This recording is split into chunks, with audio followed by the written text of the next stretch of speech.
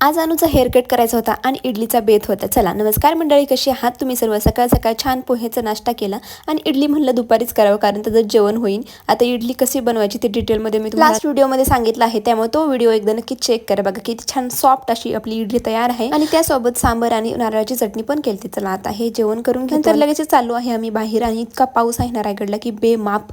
तर त्या पावसात छत्री घेऊन आम्ही आता अनुला हेअर कट करण्यासाठी चालवलं आहे. बघा समोरच्या नदीला किती जास्त पाणी आले. थोड्या वेळात पूर येईल. बघा इथे पार्लरमध्ये आल्याच्या नंतर अनुचा पहिल्यांदा बिफोरचा व्हिडिओ काढून घेतला. नंतर अनुन छान हेअर कट केला. बघा आता असा हेअर कट तिने केला आहे, खूप छान वाटत आहे. आणि तिथे गाडी होती त्यालाच ती अनु खेळत होती. बघा आल्याच्या नंतर असा सुंदर असा व्ह्यू आहे. घरी आल्याच्या नंतर अनु खेळत होती.